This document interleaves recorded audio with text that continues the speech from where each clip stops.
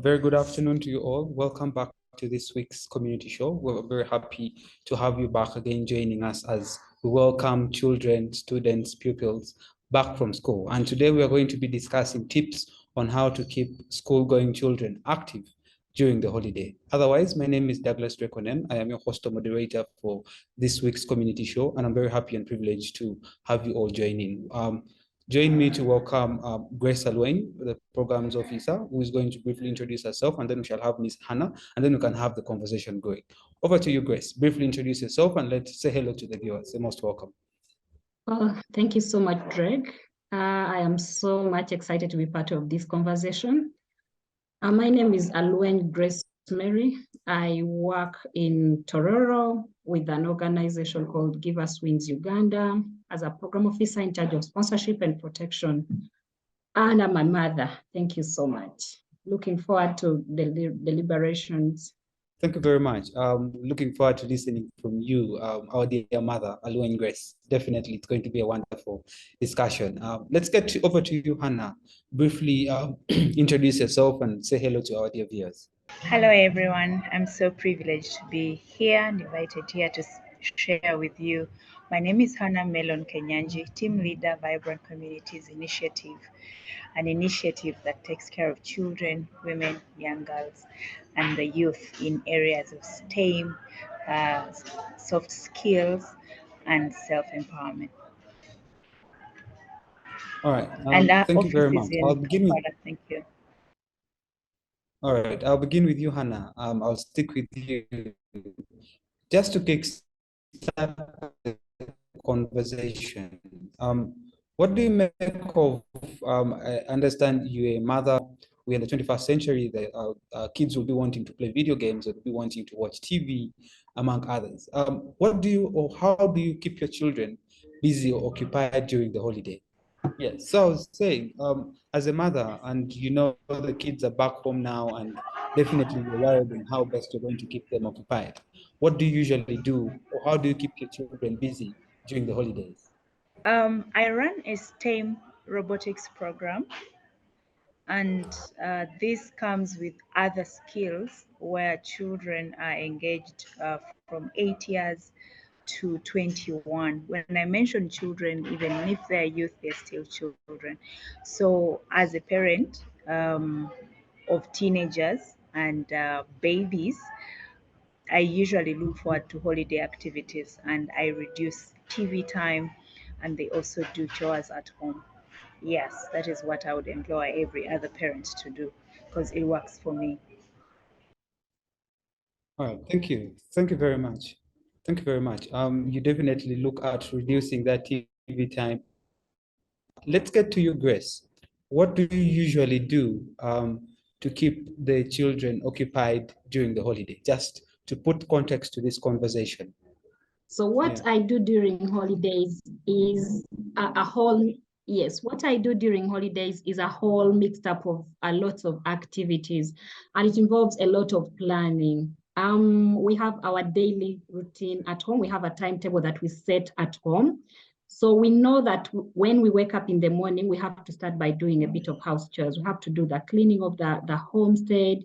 We have to ensure this and that is in the right place, that the environment is clean, set up properly. We see that we have a meal in the morning, that the breakfast, plan our day, and then we get to know what do we do after what. So it's a whole mixed up of house chores, a bit of refreshment or relaxing on TV, and then of course schoolwork, not to forget completely about the school life. We do a bit of schoolwork that entails doing our holiday package from the school to make sure we are right on track, and we still have school at heart. We are continuing with the learning process. Thank you very much. You highlight the fact that you keep the children quite occupied during the holiday. And can you hear me? Oh, yes, I can. It's with a bit of difficulty. Sometimes you break. I don't know if the problem is on my side or your side. I hope I'm audible, quite audible now. So I was saying, I clearly get the fact that you, during the holidays, you keep the children quite occupied with the aspect that you run a clear program and you not only leave them just to enjoy the holiday, but definitely you capture the aspect of schoolwork as well. Let me get to you, Miss Hannah. When you listen to the submissions of my sister, Alweny Grace, you get the view that definitely when children are back home, you do not just have to let them relax. You must keep them involved. You must keep them engaged. Paint for us a picture of how exactly you keep the children occupied for you as a mother. Miss Hannah, over to you. Thank you very much. I agree with Grace. Um, on a normal day, each child has a lot of energy equivalent to energy of a young man of 30. Energy to play, energy to eat, energy to destroy, energy to do anything. So I can't differ from what Grace does. Early in the morning routine is standard. You wake up with prayer. They do their chores. It's holiday time is when a house manager takes time to rest on a normal family, and which I would encourage, whether middle income, high income class, or low income class, each child is entitled to do house chores. So in my house, a holiday is a family engagement without differentiating a house help or farm manager or anything. We are all family. So we wake up with a prayer, breakfast as early as 6, activities gets to happen. Everyone goes for gardening up to 10, then we have break tea, then usual homework, then after that it is other skills. Those who love cooking, they go for cooking. Those who love robotics, go for robotics. Those who have football, go for football. So I embrace as many skills as I can as a parent, because I do not know what tomorrow will have for this child of mine, and which I would expect any other parent to do. Thank you. All right. I would like to stick with you, Ms. Hannah. You mentioned a number of engaging activities. Right now, let's open up the conversation to let's open up the conversation to other parents as well. You mentioned that you make sure that the children are engaged. They have to do house chores, irrespective of the availability of a house help. You engage them in prayer, which is quite very good. You talk about them going to the garden. You mentioned as the aspect of them doing homework, but then other engaging activities like robotics and football, among others. Now, let's just explore those engaging activities. What would you recommend other parents should do? Because you understand children are a sect or are human beings that you must nurture them and guide them to be the persons that they should be.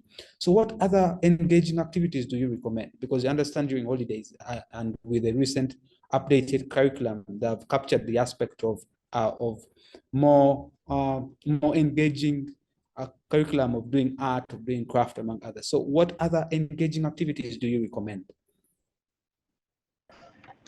Thank you very much once again, Drake. There are quite a number of activities to do in the holiday in relation to our new curriculum. As a teacher, as a mentor, as a mother, I noticed that we have challenge supporting our children with a new curriculum, which is child-centered compared to what we are used to, that is teacher-centered. What does it entail for me as a parent? What do I want my child to be? Where do I see my child in my absence? 2 years from now, 10 years from now, what do I expect the child to achieve? Do I want the child to get good grades and get a well-paying job, or do I want my child to be well equipped to have a wholesome development? The question is to me as a parent, it is to you as Drake, for your relatives, for your cousins, for your children, if you have. So as an educator, when I ask myself this question, my firstborn is 23, and he's a videographer. My secondborn is 11 years, and he wants to be a aeronautic engineer. And these two boys keep me on tenterhooks every holiday, every day of my life. They give me challenges to read. Now, as a a parent, when the holiday comes, you have to be engaged in what they do by researching, so that you can ably support your children to be able to excel at home, to be excelling in the community and in their education. Besides STEM robotics, there are other skills you can do that would encourage them to be problem solvers, critical thinkers, and to encourage collaboration, which I would pick out collaboration and problem solving activities. We have an issue of unemployment in Uganda. When you dig deep where it is coming from, it is rooted in not having enough skills. We don't have employable skills, but these employable skills are not taught in school, but we can get them in these engaging activities, the robotics, the football, the chess. This is where we get the skills from. So as a parent, I would want as many to join my program because I do STEM robotics. But at the end of the day, what does your child want to be? Where do you think you need to support your child to excel? So in line with education, apart from excelling outside school, we need to be focused in supporting them, especially when our government of Uganda introduced a new curriculum, maybe not be ready to equip the teachers to support the children. This is where we parents and educators come in to support them. What can we do now? Engage them in STEM activities. STEM, I'm not meaning art and craft. I am meaning where they are able to learn science, where they're able to learn technology, where they are able to learn mathematics, where they are able to learn programming, and now where programming comes with design processes and all that. So every activity that is out there and is in line with what you desire for your child to be, please give it a go ahead. Thank you. All right, thank you very much. You highlight very many engaging activities, and I must say, I feel for your children. They are definitely engaged, and I think they are very educative and very well disciplined citizens of the society. And by the fact that you engage them in activities like your firstborn son, who is into videography, and the other one who wants to do engineering, and all these activities that you're putting them in, it's quite good, and it's very interesting. Over to you, Grace. When you listen to the submissions of my sister Hannah, and she mentions all these engaging activities, what engaging activities would you recommend to parents to keep their children busy during the holiday? Thank you so much. And thank you, Hannah, for your submission. It was such a wonderful submission. I'll not really differ from her. I'll just give an additional engaging skill or mechanism that we could apply, we as parents could apply with our children or to our children. And that is really a social life. We as parents during the holiday time is an opportunity that we could have to look at our children's social life, to prepare them emotionally and mentally for the ever-changing demands in this world.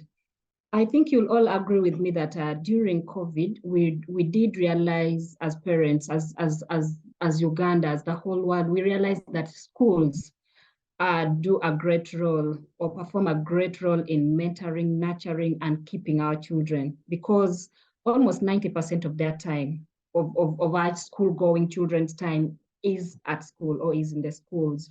So we only have very little time with them. And that really means we need to appreciate, we owe a big appreciation to the schools, to the teachers, and to everyone else around that environment. So social life is very, very important, and it prepares our children mentally and emotionally. And among some of the things that we could do during holidays with our children is just listen to them, listen to their school experience, listen to their stories, let them talk, ask them questions, let them just talk freely. Ask them who their best friend is, what they loved about school, what was their good and bad experience at school. Try to understand your child's experience at school compared to the experience in the home. In that way, we could be able to then get to know what challenges they are dealing with. You know, mental health has been a big issue of recent, especially among the young children or the young people. that almost very few parents have time to give attention to, and yet it's killing our young people slowly. So understand them, listen to them. In that way, you'll understand what they are trying to deal with, and then you'll also be able to help them out through advice, okay, based on experience, through getting to know deeper who else could then advise or help you with your child. Is it a teacher that she or he told you is very close to her, or is her best friend? Is it through another friend, or is it through someone else? Is it a family member? Is it a doctor or physiotherapy, like something of that kind? We also need to just, in this time, we need to then just create some time to work with them. I did mention about our repression activities, and this is something that we could just create even in our homes. Have some time to have games with your children. Just walk, get something that is very simple within your reach. It might be netball, it might be walking around the homestead, walking around the community, talking. And this is a time that your child could get an opportunity to open up and tell you a lot of stories freely. And of course, we avoid negative criticisms in such scenarios, because we're trying to help them. We try as much as possible to embrace positive criticisms, to make them better citizens and make them open up further and more. Another would be maybe getting to know where our children are. This is still about their social life. It's very important that we know that during holidays, who do our children move with? Where are they in most times? Are they home, or they are with friends outside? Are they with a relative? Are they somewhere at a football pitch from morning to evening? What are they doing wherever they are? With who are they with? And how does that impact on the child, both negatively and positively? And then in that way, we will be able to advise, to mentor our children in a better way, so that then they live a responsible life. Thank you, Drake. That's what I have for now. Thank you very much.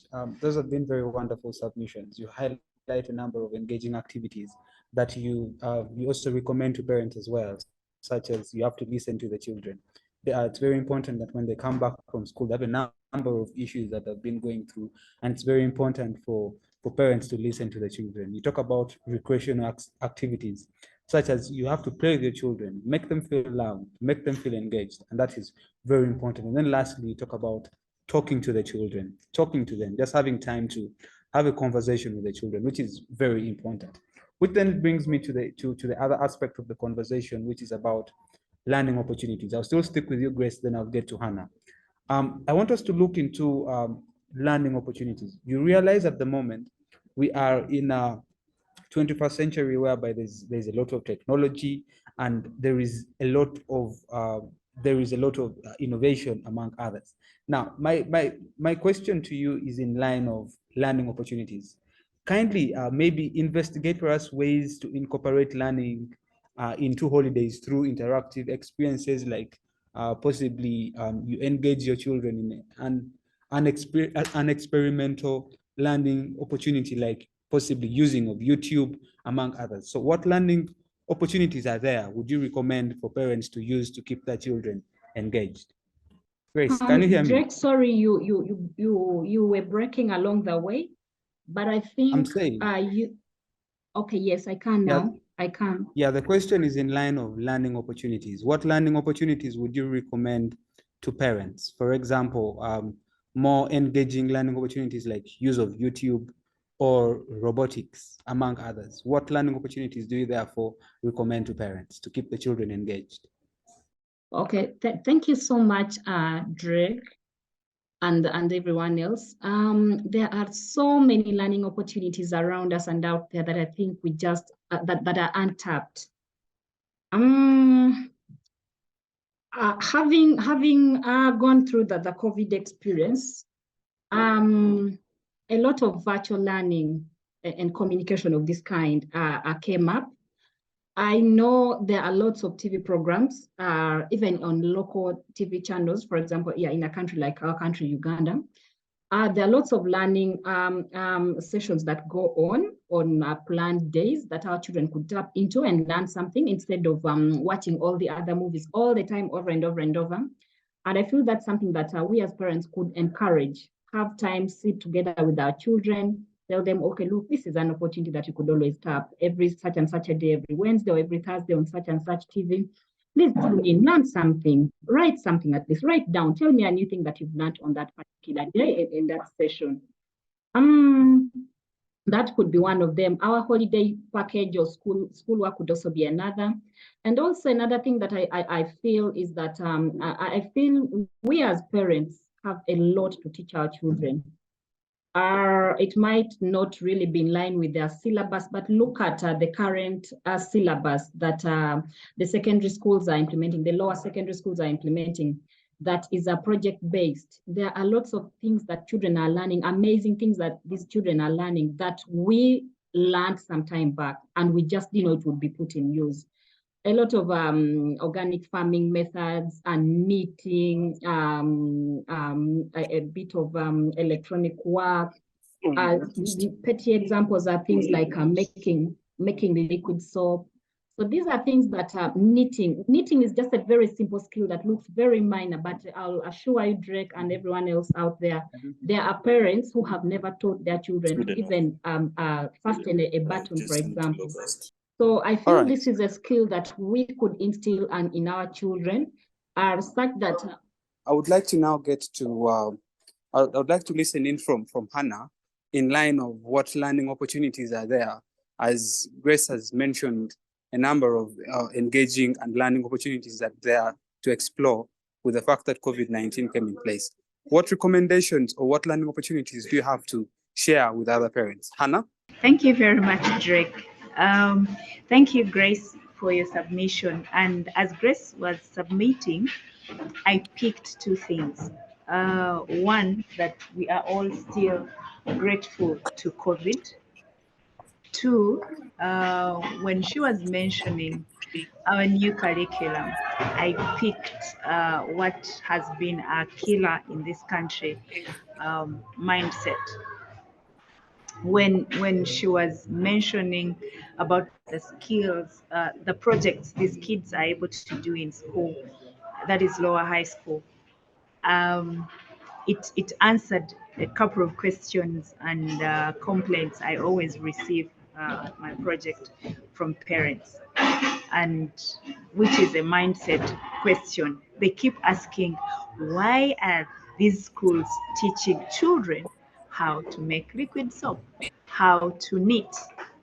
Thank you, Grace, for picking it out. And it is a basic skill, I think, where the government has looked at and figured out, instead of looking for an employment and undermining such opportunities like tailoring, it is high time to embrace them.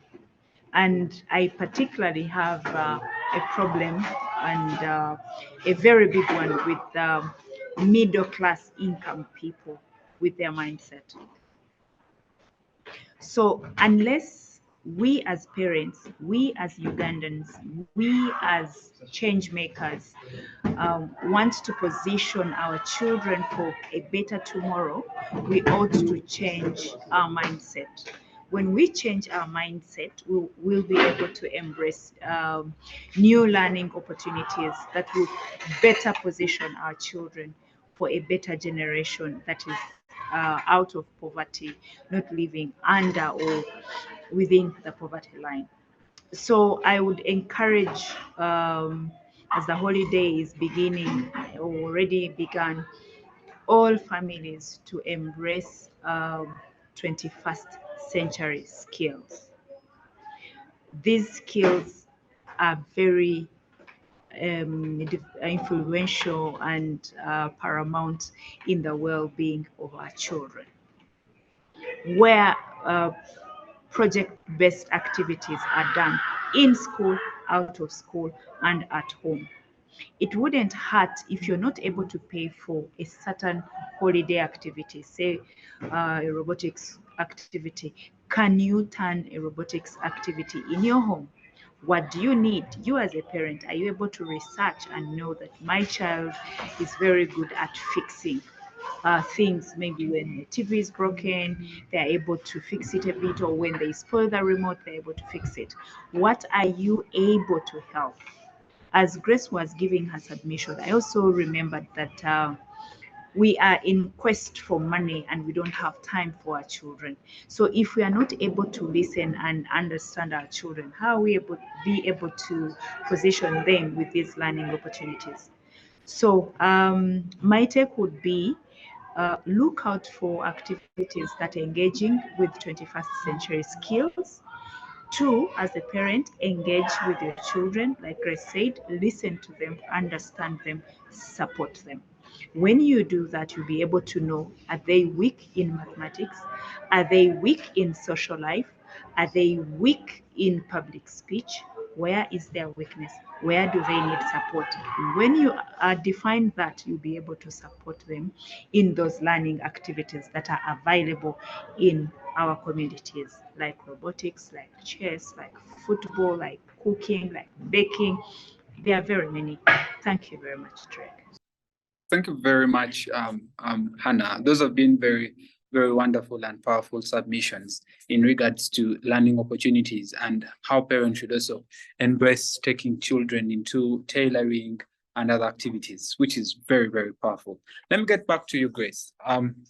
I want to talk about screen time management. And you realize that we are in a time whereby children watch a lot of Cartoon Network, children watch a lot of Disney, among others. So how do you then, in this holiday of 2 weeks, balance screen time as well as screen time from let's say television, but also the use of their tablets, among others, vis-a-vis them doing their homework and doing some reading? Grace?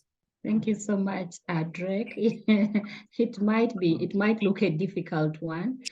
Like we all know, parents are very much engaged in looking for money here and there. Some of them work from morning to evening and only have weekends maybe for children. Even some weekends, they've got extra engagements, parties, and other personal social events to participate in. So there is almost no time for some parents to have a bit of time with their children. But I think it still gets back to planning, plan with the children and let them get to know the routine that, look, we must do this and this every day. We must wake up, we must clean, we must do a bit of house chore, we must learn something. And then also, I think we can't escape our evaluation somehow. We must evaluate them. So what did you do today? This whole week, what have you learned? What is different that you've at least learned? Talk to them, at least have time. As parents, let's have time for our children. Let's create time, even late in the evening. Let's avoid the business of taking work home. It's 5 o'clock, you have an appearance to run in town, and then you're getting back with the laptop back home, and you don't even want any child to move close to you because you have a report to finish up, because you have a work plan that you've not submitted. So you want to submit, be it at midnight or at whatever time, you want to try and work on it. So let's create time for our children. Let's hear what happened during the day. What did you learn new? Where's the homework that you did? What did you do that changed your life a bit, or that was beneficial to your life? Did you play with your friends? Which new game have you learned? Like that, hear feedback from them and planning. I think that is really what I have for now, Drake and my colleagues. Thank you. You emphasize the aspect of having time for the children, listening to them, which is very, very paramount in your entire submission this entire time. And I think I love the fact that you focus on that so much, because oftentimes as parents, we neglect the fact that we need to talk to our children and give them time. At this point in time, I would like to get to Hannah, and still in the same line of questioning, screen time management. You understand we're in the wake of technology. Kids have tablets during holidays. So my question to you, Hannah, is still in line of screen time management. How do you then balance or tell other parents, or what piece of advice would you give other parents to balance screen time vis-a-vis their books and vis-a-vis keeping engaged? Hannah? Okay. Grace, I will stick with you. It looks like we have for now lost Grace. Yeah. Yes, I'm getting you. Screen time management. I want us to take the conversation to sports. You realize that sports is a sector that at the moment is quite lucrative, and parents oftentimes in our education system look at sports as a waste of time.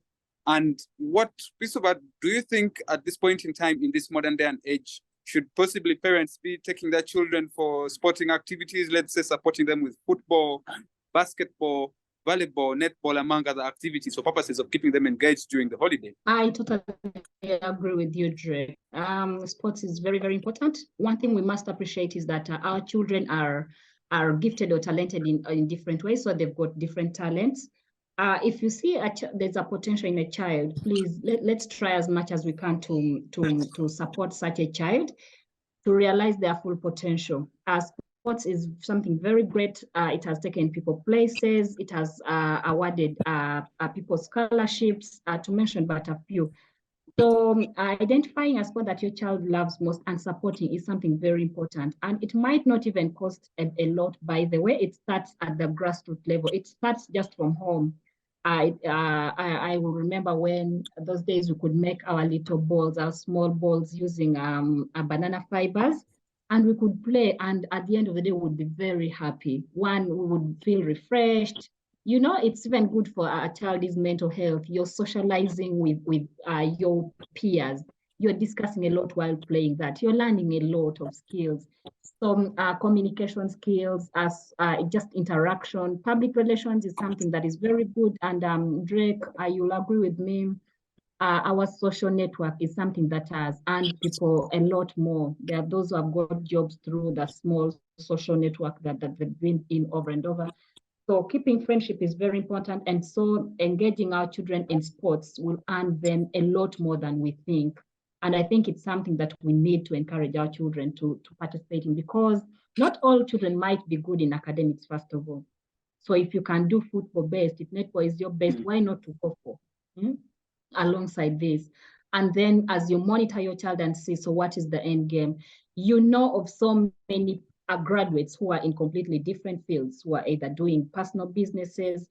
So somehow I think that is a sign that they had this passion for that particular activity, maybe events management, music and all that, music, dance and drama.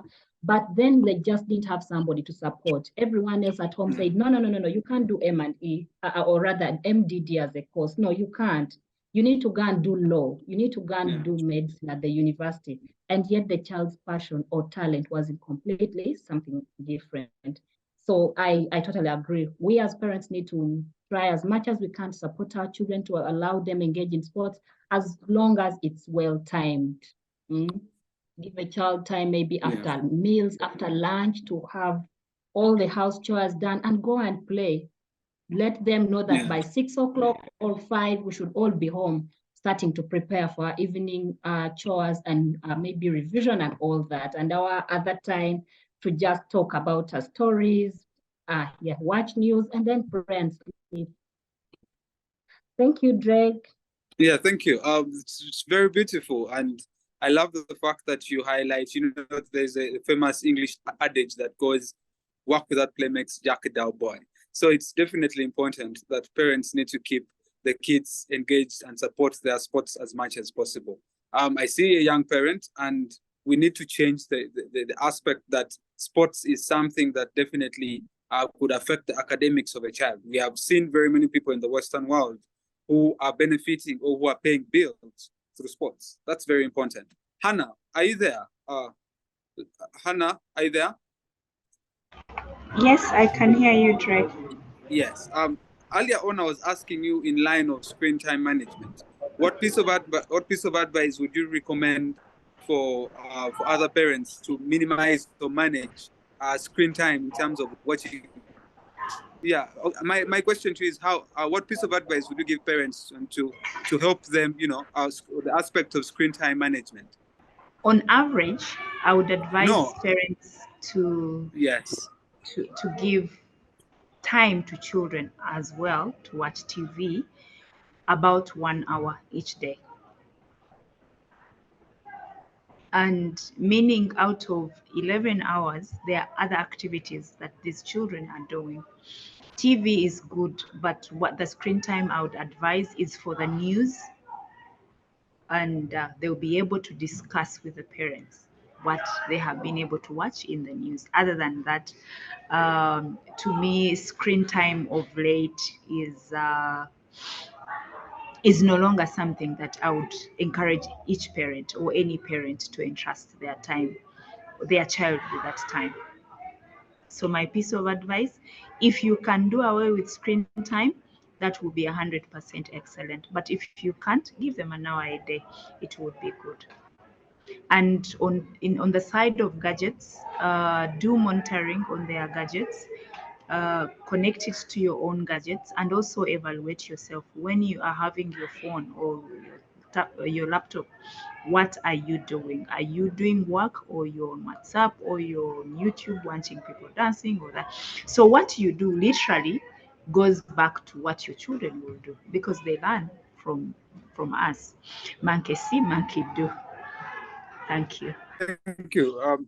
Thank you very much. Let me still stick with you, Hannah. Aside from screen time management, I earlier on asked Grace to share with us or to a piece of advice to parents who possibly think engaging in sports is something that would affect the academics of their children.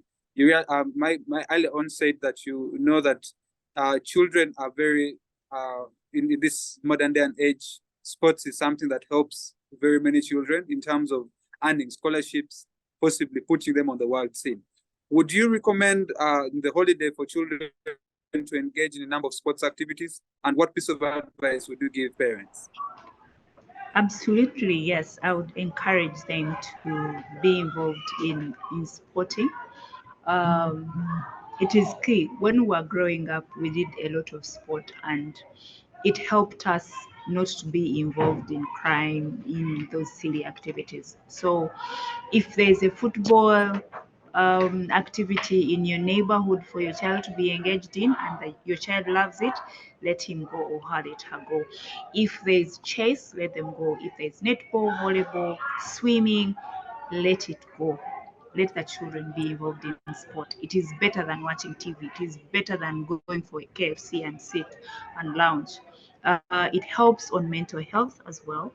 It helps on regulating their bodies as well. So it is an absolute yes for me.